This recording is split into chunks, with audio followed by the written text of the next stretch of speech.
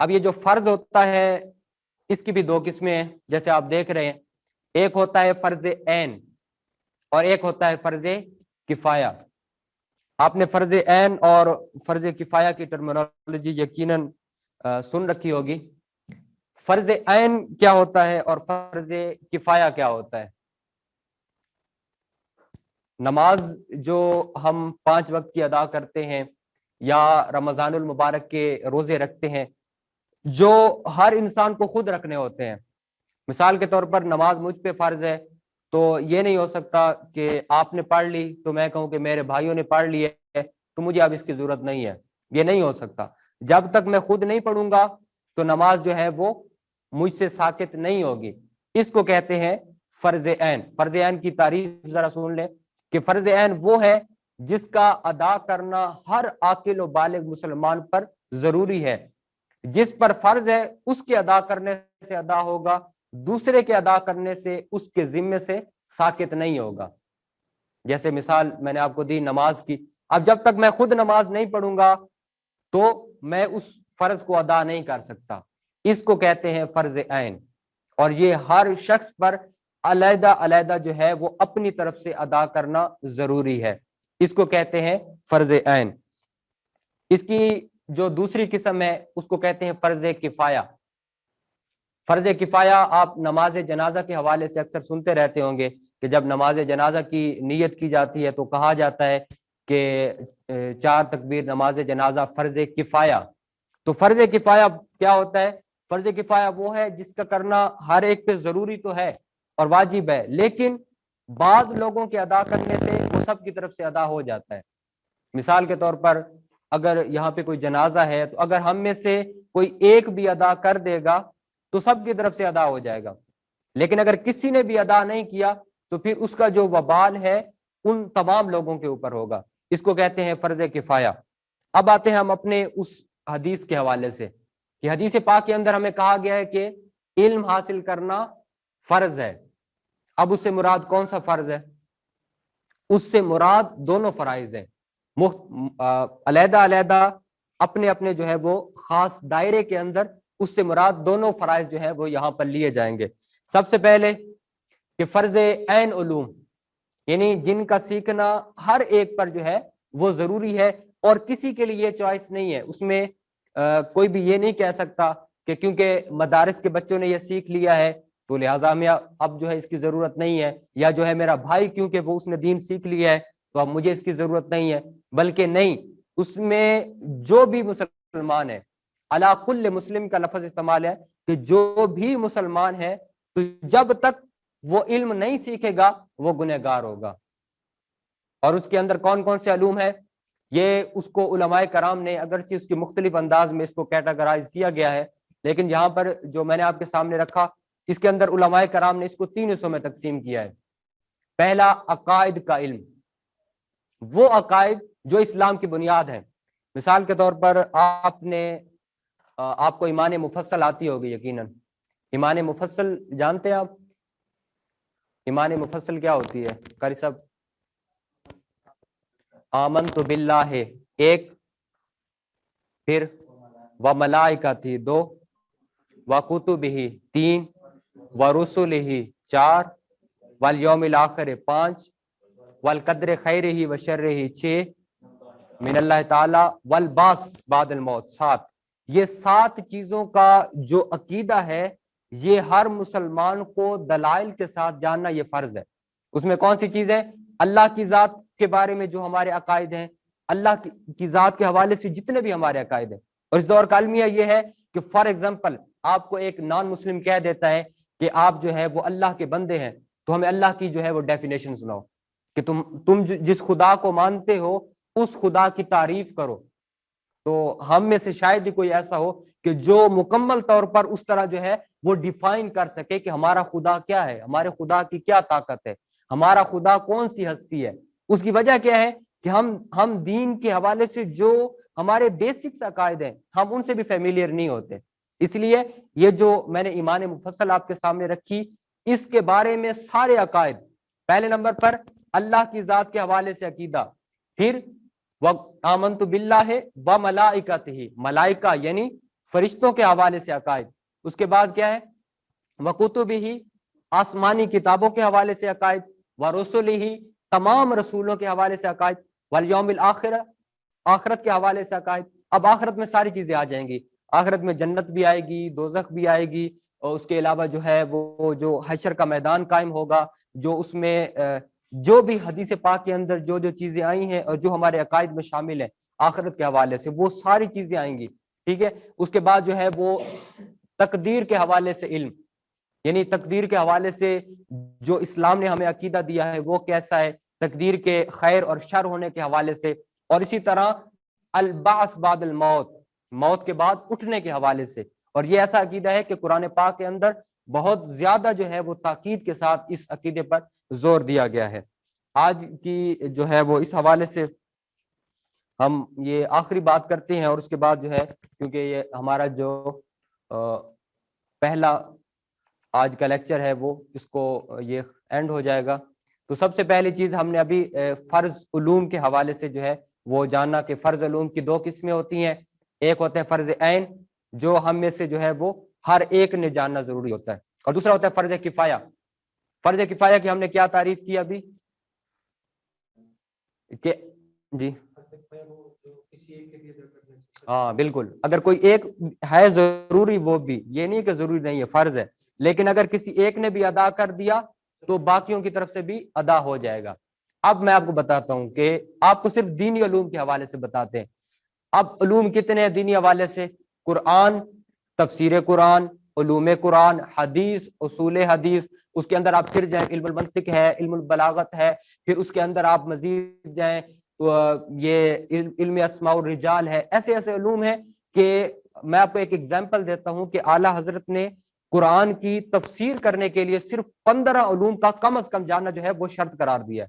یعنی جب آپ اسلام کے اندر جاتے ہیں تو بظاہر تو ایسا لگتا ہے کہ اسلامی علوم اور لوگوں نے جو اس کو کیٹاگرائز کیا ہے، لیکن جب آپ اس کے اندر گہرائی سے جاتے ہیں تو علوم کا ایک سمندر ہے، ایسا ایسا سمندر ہے کہ ہم جو ہے وہ صرف ناموں تک بھی ہو سکتا ہے اس کے واقف نہ ہو۔ تب وہ سارے علوم اگر ہم سارے سیکھنے چلے جائیں تو جیسے میں نے اب 9 سال پہلے کورس کیا، پھر 2 سال مفتی کورس کیا، تو اس طرح 11 سال ہر بندہ، تو اگر فار ایگزامپل اگر ہم 5 بھائی ہیں اور 5 بھائی جو ہے وہ 11 سال کے کورس پہ چلے جائیں تو شاید یہ مشکل ہو جائے زندگی۔ تو اس لیے اس کو جو ہے وہ فرض کفایہ کا درجہ دیا گیا ہے، یعنی اگر ایک بھی حاصل کر لے اور وہ ایک اپنے علاقے میں واپس آ کر اس دین کے علم کو پھیلائے اور جو دین کے اندر باریکیاں ہیں وہ نکال کر مسائل سے باخبر کرے تو یہ بھی کافی ہے۔ لیکن جو پہلا علم تھا فرض عین، اس کے بارے میں کوئی کمپرومائز نہیں، اس کے بارے میں یہ ہے کہ جتنے بھی لوگ ہیں، جو بھی کلمہ گو مسلمان ہے، جب تک وہ خود نہیں سیکھے گا تو وہ عہدہ برا نہیں ہوگا۔ اور اس حوالے سے امام اعظم ابو حنیفہ کا ایک فرمان جو میں سمجھتا ہوں کہ بڑا ضروری ہے اس دور کے اندر اس کو جاننا، کیونکہ اکثر ہم جب بھی بیٹھے ہوتے ہیں کوئی دارالافتاء کے اندر تو لوگوں کا جو ان کے مسائل سامنے آتے ہیں، لوگ کہتے ہیں جی ہمیں تو علم ہی نہیں تھا۔ فار ایگزامپل طلاق کے حوالے سے کوئی ایسی بات ان کے منہ سے نکلی کہ جس سے بیوی جو ہے وہ اس کو طلاق واقع ہو گئی۔ اب جب ان کو بتایا جاتا ہے کہ اتنے سال پہلے آپ سے یہ جملہ نکلا تو اس سے تو طلاق واقع ہو گئی ہے اور آپ میاں بیوی نہیں رہے، تو وہ کہتے ہیں کیونکہ ہمیں علم نہیں تھا لہٰذا ہمارے اوپر تو ہے کوئی وبال نہیں ہو سکتا۔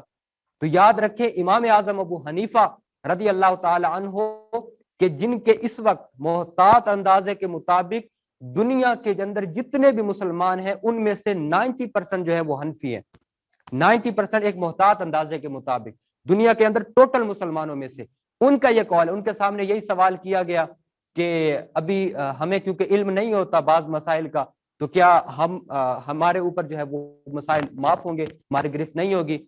تو آپ نے فرمایا کہ اگر تم دارالاسلام میں رہتے ہو، تم ایسی جگہ پہ رہتے ہو کہ جہاں دین سیکھنے کا موقع تمہارے پاس ہے اور اس کے باوجود تم نہیں سیکھتے تو پھر تمہارا کوئی عذر قابل قبول نہیں ہوگا۔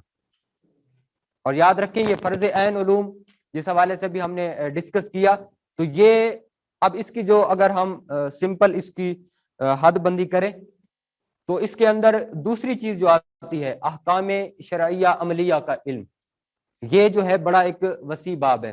مثال کے طور پر اس کے اندر کون کون سی چیزیں آئیں گی؟ سب سے پہلے جب ہم نے نماز ادا کرنی ہے تو طہارت کے جتنے بھی مسائل ہیں، وضو کے ہو گئے، غسل کے ہو گئے، یا اس طرح کے طہارت سے متعلقہ جتنے بھی مسائل ہیں، چاہے وہ کپڑوں کو پاک کرنا ہے یا جسم کو پاک کرنا ہے یا جگہ کی پاکی اور پلیدی کے حوالے سے علم رکھنا ہے، وہ سارے مسائل ہیں۔ پھر اس کے بعد آتا ہے عبادات۔ عبادات میں وہ ساری چیزیں آ جاتی ہیں، نماز ہے، روزہ ہے، زکوٰۃ ہے، حج ہے، اس سب کا علم حاصل کرنا یہ بھی ہم پہ فرض ہے۔ اور اب آ جاتا ہے اس کے بعد کہ جو بنیادی طور پر ہماری زندگیوں سے ریلیٹ ہے۔ فار ایگزامپل، میں اگر ایک تاجر ہوں تو اب مجھ پہ فرض ہے کہ تجارت کے جو رولز اسلام نے دیے ہیں ان کا سیکھنا اب مجھ پہ فرض عین ہے۔ اگر میں تاجر نہیں ہوں تو پھر میرے لیے فرض کفایہ ہے، لیکن اگر میں تاجر ہوں تو پھر مجھ پہ ضروری ہے کہ میں جو ہے وہ سارے مسائل سیکھوں کہ اسلام نے جو ہے وہ اس حوالے سے کیا رولز دیے ہیں، کیسی کیسی شرائط ہیں کوئی چیز خریدنے یا بیچنے کے حوالے سے۔ اسی طرح اگر آپ کسی کے ہاں کوئی ملازم ہیں تو اس کے لیے آپ پر ضروری ہے کہ آپ اجارہ کہتے ہیں اسلام کے اندر، یعنی اجرت پر کسی کو رکھنا، اس حوالے سے جو اسلام نے رولز دیے ہیں ان کا سیکھنا ضروری ہے۔ الغرض جو آپ کی لائف ہے اس حوالے سے جو بھی اسلام نے آپ کو رہنمائی دی ہے، تو جب تک آپ وہ نہیں سیکھیں گے تو آپ عہدہ برآ نہیں ہو سکتے۔ اس لیے ان علوم کو جو ہے وہ فرض عین کہا جاتا ہے۔ اس کے بعد ہے گناہوں کی معرفت۔ گناہوں کی معرفت کا علم ہونا یہ بھی اسلام کے اندر فرض ہے اور اس کی اشد ضرورت ہے۔ اس کی وجہ یہ ہے کہ اگر ہمیں علم ہی نہیں ہے کہ یہ چیز جو ہے وہ اسلام کے اندر فرض ہے، فار ایگزامپل غیبت ہے۔ اب ہمارے معاشرے کے اندر لوگ شروع ہو جاتے ہیں دھڑا دھڑ، جب بیٹھتے ہیں ایک گپ شپ کے اندر تو بات چلتی چلتی کسی کی عزت کو کہاں سے کہاں تک لے جاتے ہیں۔ تو اگر ان کو اس چیز کا علم ہی نہیں ہے تو وہ کیسے بچیں گے؟ اس لیے یہ گناہ جتنے بھی ہیں، خاص طور پر جو کبیرہ گناہ ہے، ان سب کی معرفت رکھنا اور ان کے تریاق کہتے ہیں کہ اس کا سد باب جو ہے، یعنی اس کا توبہ کا کیا طریقہ کار ہوگا۔ اگر تو ہم نے گناہ اکیلے میں کیا ہے تو اس کی توبہ بھی اکیلے میں ہوگی۔ اگر ہم نے گناہ اجتماعی صورت میں کیا ہے، فار ایگزامپل خدا نہ خواستہ کسی کی زبان سے ایسا گستاخانہ لفظ نکلا جو ایک مجمع میں ہے، تو جب تک وہ اسی طرح ایک مجمع میں توبہ نہیں کرے گا اس کی توبہ قابل قبول نہیں ہوگی۔ اگر کسی نے کسی بھائی کی عزت جو ہے ایک مجمع میں پامال کی ہے، تو جب تک وہ مجمع میں جا کے توبہ نہیں کرے گا، اس بھائی سے معافی نہیں مانگے گا، تو اس کی توبہ قابل قبول نہیں ہوگی۔ تو یہ ساری جو ہے ریسٹرکشنز جن کا جاننا، یعنی گناہ کے بارے میں جاننا اور پھر اس گناہ کے توبہ کے طریقے کو جاننا، یہ ساری چیزیں ہم پر فرض عین ہیں، یعنی جو ہر حال میں ہمارے لیے سیکھنا جو ہے وہ ضروری ہے۔ تو انشاءاللہ کل سے ہم باقاعدہ بلکہ اپنے اگلے لیکچر سے عقائد کا جو علم ہے جو ہم پہ فرض ہے وہ انشاءاللہ باقاعدہ اگلے لیکچر سے شروع کریں گے۔ تو آپ میں سے اگر کسی کے کوئی سوال ہو اس حوالے سے تو آپ پوچھ سکتے ہیں۔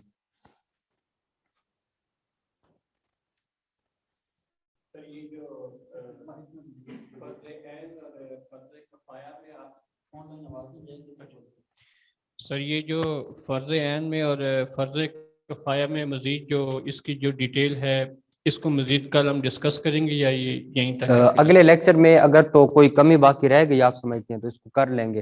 اوور آل جو ہے وہ فرض عین یا فرض کفایہ کے اندر سمپل وہی چیز تھی کہ فرض عین وہ ہے کہ جو ہر انسان علیحدہ علیحدہ جب تک خود نہیں ادا کرے گا نا وہ ادا نہیں ہوگا۔ جیسے میں نے مثال دی نماز ہے، اور فرض کفایہ کہ اگر کسی ایک نے ادا کر لیا اور باقیوں کی طرف سے بھی وہ ادا ہو جائے گا، جیسے نماز جنازہ کی مثال دی گئی، ٹھیک ہے۔ اب اس کو جب علم لے کر آتے ہیں تو وہ مسائل جیسے نماز ہے، روزہ ہے، زکوٰۃ ہے، طہارت ہے، یہ مسائل فرض عین ہے، ہر مسلمان علیحدہ علیحدہ سیکھے گا۔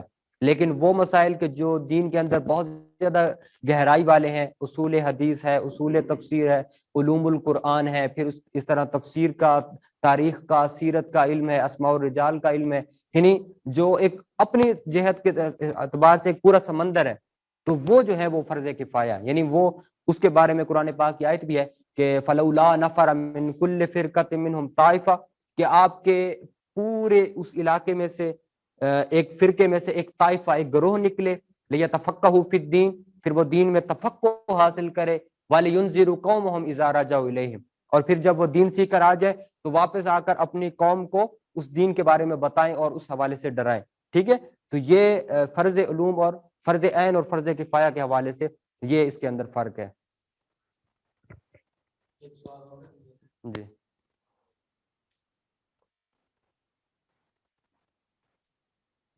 جی آن لائن سوال پوچھا گیا ہے کہ فرض عین کسی کا ادا کرنے میں کمی رہ جائے اور وہ شخص دنیا سے رخصت ہو جائے جی تو پھر کیا کوئی طریقہ ہے کہ اس کے گھر والے اس کے بہاف پہ اس کو ادا کر سکیں یا کچھ نہیں ہو سکتا؟ سب سے پہلی بات تو یہ ہے کہ ہمیں یہ دیکھنا ہوگا کہ اس فرض کی کیفیت کیا ہے. اگر تو وہ فرض عین ہے تو اس کے وہ جواب دہ ہوں گے. اگرچہ علماء کرام نے اس کا حیلہ جو ہے وہ رکھا ہوا ہے. مثال کے طور پر جیسے میں نے نماز کی مثال دی تو اب جو فقہ حنفی کی بنیادی کتاب ہے نور الایضاح، یہ نور الایضاح کا آپ حوالہ اس حوالے سے لکھ سکتے ہیں. نور الایضاح کے اندر حیلے کے حوالے سے لکھا ہوا ہے کہ جیسا کہ روزوں کے اوپر قیاس کرتے ہوئے کہ اگر کسی کا روزہ رہ جائے اور وہ ایسا مریض ہے کہ وہ روزہ نہیں رکھ سکتا تو اس صورت میں ہمارے پاس ایک آپشن ہے کہ اس کے لیے ایک آپشن رکھ دیا گیا ہے کہ وہ اتنا وہ اس کی خاص مقدار ہے کہ اگر وہ صدقہ کر دے گا، اس کی طرف سے فدیہ دے دے گا تو پھر اس کا جو روزہ ہے وہ ادا ہو جائے گا. وہ ایسے مریض کے لیے ہے کہ جس کے لیے آپشن نہ ہو کہ وہ شاید بعد میں تندرست ہو جائے. مثال کے طور پر وہ اگر 100 سال سے زیادہ ہو گیا ہے اور اب وہ اتنا مریض ہے کہ وہ روزہ نہیں رکھ سکتا تو اس کے لیے فدیہ کو مقرر کیا گیا خاص مقدار کو. اب وہ فدیہ جب اس کی طرف سے ادا کیا جائے گا تو انشاءاللہ اس کے اوپر کوئی وبال نہیں ہوگا. پھر ہمارے فقہا نے اسی چیز پر نماز کو قیاس کیا ہے. مثال کے طور پر اگر میں دنیا سے گیا ہوں اور میری جو ہے وہ 10 نمازیں رہ گئی ہیں دنیا میں سے، ٹھیک ہے، پھر اس صورت میں یہ ہوگا کہ ہر نماز کے لیے اتنا فدیہ دینا ہوگا کہ جتنا فدیہ ایک روزے کا ہے. یعنی اگر 10 نمازیں ہیں تو 10 روزوں کا فدیہ دینا ہوگا اور ساتھ میں اللہ تبارک و تعالیٰ کی بارگاہ سے یہ دعا بھی کرنی ہوگی کہ یا اللہ اس کو جو ہے وہ تو قبول فرما. اور اگر وہ چاہے گا تو انشاءاللہ اس بات پہ ان کی پکڑ نہیں ہوگی، اللہ کی پکڑ نہیں ہوگی. لیکن اس کے باوجود اس کو حیلہ اسقاط کہا گیا ہے. اس کو جو ہے وہ 100% نہیں کہا گیا. اور نور الایضاح کا میں نے آپ کو حوالہ دیا ہے، اس کے اندر یہ مسئلہ موجود ہے. جس طرح حقوق اللہ اور حقوق العباد سے ریلیٹڈ انسان کے فرائض ہیں، اسی طرح جو علوم فرض عین سے ریلیٹڈ ہیں ان کے رہ جانے پہ کوئی وعید وغیرہ بیان فرمائی گئی ہے؟ کوئی گناہ کس حساب سے ہوگا؟ جیسے اگر نماز چھوٹ جاتی ہے تو وہ گناہ ہے اور ناپسند فرمایا گیا ہے. اسی طرح یہ علوم اگر انسان مسلمان نہیں حاصل کرتا تو پھر؟ ہاں وہ تو میں نے آپ کے سامنے رکھا نا کہ جو فرض ہے کہ اس معاملے میں کوئی کمپرومائز نہیں ہے. اب اس کے اندر بھی مختلف کیٹاگرائز ہیں، ٹھیک ہے. اب جیسے نماز کا آپ نے ذکر کیا، اب نماز کے بارے میں بہت ساری وعید ہیں جو آپ کے سامنے ہیں. یہ بھی کہا گیا ہے کہ بین العبد و بین الکفر ترک الصلاۃ، نماز اور جو بندہ مومن اور کافر کے درمیان جو فرق ہے وہ صرف نماز کرنے والی ہے، ٹھیک ہے. تو اس طرح ہر فرض کے حوالے سے جو ہے وہ علیحدہ جو ہے وہ بیان کیا گیا ہے کہ اس کے اوپر کیا وعیدیں ہیں. تو وہ ساری چیزیں جو ہے وہ ہمیں اپنے ذہنوں میں رکھ کے اس کے بعد جو ہے وہ اس چیز کو دیکھنا چاہیے. تو یہ وعیدیں بالکل موجود ہیں اور علیحدہ ہر حوالے سے جو ہے وہ موجود ہیں. جی سر. صاحب میرا سوال یہ ہے کہ آپ نے فرمایا کہ جس طرح دنیاوی علوم ہیں، جی بہت سارے علوم ہیں، ان کی آگے برانچز ہیں، اور ہمارے جو دین اسلام کی اس بھی مطلب بہت ڈیپتھ ہے، کہہ رہے ہیں کہ اب بہت سارے علوم ہیں، تو کیا یہ سارے علوم ایک انسان کو حاصل کرنے ضروری ہے؟ جی سر، میں نے جو آپ کے سامنے رکھا نا یہ تو ہے فرض کفایہ، یعنی قرآن و سنت کے اندر ان سے مسائل نکالنا، احادیث سے مسائل نکالنا، یہ ہے فرض کفایہ. یہ اب آپ کے پورے علاقے میں سے ایک عالم نے سیکھ لیے اور وہ آگے آپ سب کو بتا رہا ہے تو پھر یہ کافی ہے، فرض کفایہ حاصل ہو جائے گا. اور اگر ایک بھی نہیں ہے پورے علاقے میں سے تو پھر اس صورت میں سب پہ وبال ہوگا اور سب پہ لازم ہوگا کہ وہ اپنے علاقے میں سے کسی ایسے بچے کو بھیجیں جو دین کے ان سارے علوم کو سیکھے اور واپس آ کر اپنے علاقے میں دین کی ترویج کرے. یہ تو ہے فرض کفایہ. لیکن جو فرض عین ہے وہ وہی ہے کہ جو ہم اپنی زندگی میں جن کو فیس کرتے ہیں، جس میں نے بتایا کہ اب عبادات تو ہم میں سے ہر ایک فیس کرتا ہے، یعنی نماز وہ بھی ہر ایک نے پڑھنی ہے، روزہ بھی ہر ایک نے رکھنا ہے. اسی طرح زکوٰۃ ہے، اگر تو میرے پاس اتنا مال ہے کہ جس پر زکوٰۃ واجب ہوتی ہے تو پھر میرے لیے ضروری ہے کہ میں زکوٰۃ کے مسائل سیکھوں. اور اگر میرے پاس اتنا مال ہے کہ جس سے حج لازم ہوتا ہے تو میرے پہ ضروری ہے کہ میں حج کے مسائل سیکھوں. اگر میں تاجر ہوں تو تجارت کے مسائل سیکھنا جو ہے وہ فرض عین ہے، پھر اس میں کمپرومائز نہیں ہوگا. لیکن اس کے علاوہ جتنے مسائل ہیں جیسے حدیث کے اندر گہرائی سے جاننا اسماء الرجال کا علم ہے یا دیگر، وہ جو ہے وہ مشکل ہو جائے گا، پھر وہ ہر ایک کے لیے فرض عین نہیں ہے بلکہ فرض کفایہ ہے۔ جی